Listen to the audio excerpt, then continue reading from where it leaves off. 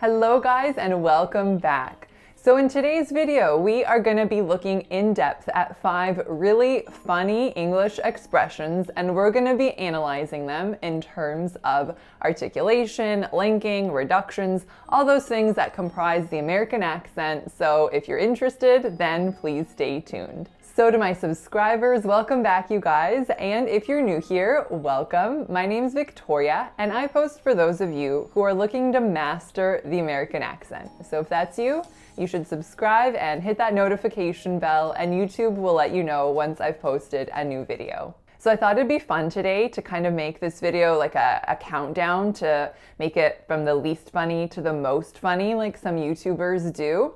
But I actually had so much trouble picking the funniest expression that I'm going to be presenting these to you in no particular order. Granted, remember the huge bias in that I already picked these 5 funny expressions, so I naturally think they're all pretty entertaining. But without further ado, let's get started. So our first expression is as happy as a clam. So this means to be very, very happy. Now, I wasn't sure what the origin of this expression was, so I looked it up, and the full phrase actually used to be as happy as a clam at high tide, which that makes sense, right? Because when it's high tide, then the clam is safe from predators. But nowadays, we don't say the full expression, you'll just hear as happy as a clam.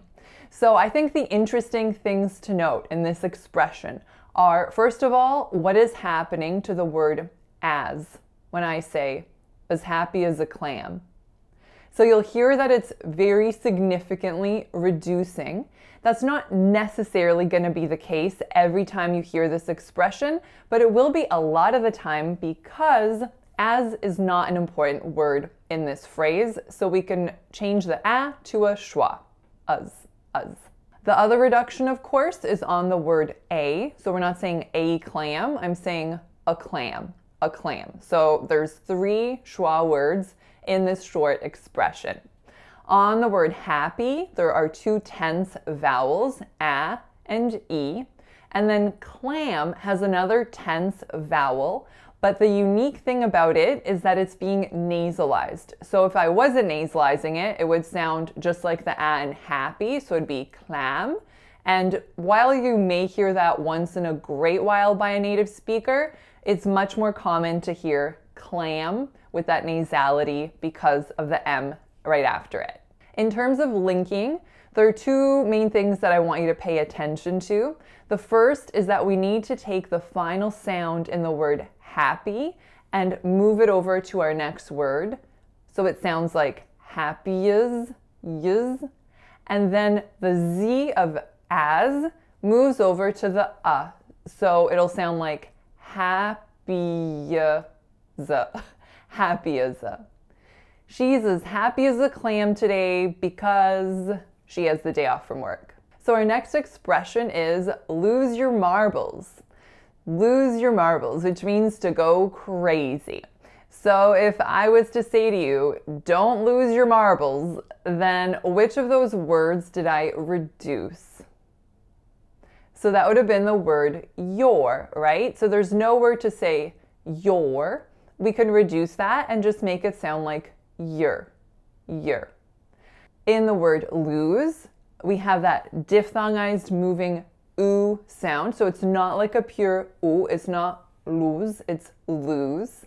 And then in marbles, it's 2 syllables. That first syllable is a complex R vowel, R. And then the second syllable has a schwa, bulls. So it's B, schwa, L, Z. Don't lose your marbles. Or, of course, you could say it about someone else. I think he's losing his marbles. Notice how I just said it, that the consonant in losing, you can make it much more informal by changing the which is a velar nasal, to an N. So instead of losing your, you can say losing your.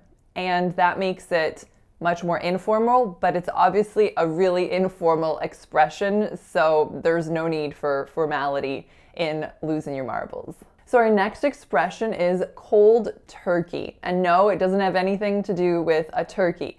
What it means is to do something really abruptly, all of a sudden. And you hear it a lot in reference to quitting smoking. So he quit smoking cold turkey means that he quit all of a sudden. He didn't ease into it or anything like that. So 3 syllables in cold turkey. The first vowel is an O sound going right into a dark L, cold.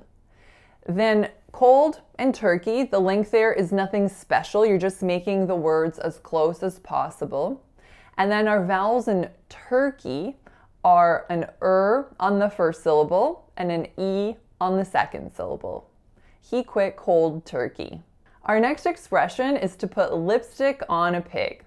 So to put lipstick on a pig means that you're trying to dress something up real nice when you're not going to change what it actually is. So let's say you had a broken down car you were trying to sell, and to make it more, sellable, you thought that you'd give it a brand new coat of paint. So it's still a broken car, right? Like it's not really going to make it a very enticing buy. So you could say that you're putting lipstick on a pig. So in terms of our vowels, there are a lot of lax vowels in this expression, a lot of and I sounds. So we have pudding, so we have I, lipstick, I. On is our exception here, that's a tense vowel. Is a schwa, and then pig is another I sound. Our only reduction in this phrase is instead of a.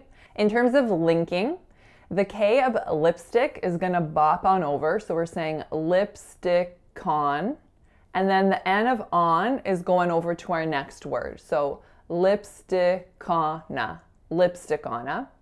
And then the last thing I want you to know is that the pudding, just like in the previous example, you can say this with an sound, so a velar nasal, in which you use the back of your tongue.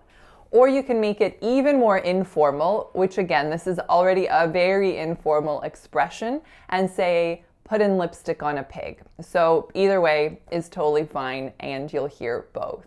So our last expression is the Heebie Jeebies.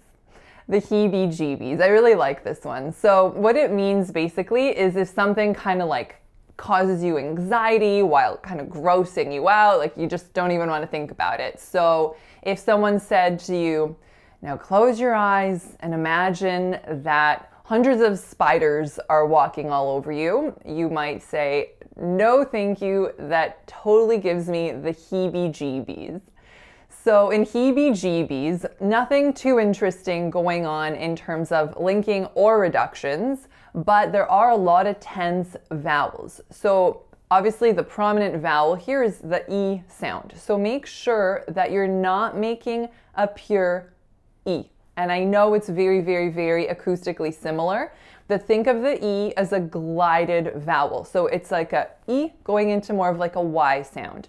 So if that's not real easy for you to hear, then listen to me saying Heebie Jeebies at a slower rate, and you'll notice really quickly that it is not a pure vowel sound. All right, you guys, that's all for today's video. I really hope you enjoyed it, and I hope that you're going to use some of these funny expressions in your speech. So take care, and I'll see you next time. Bye.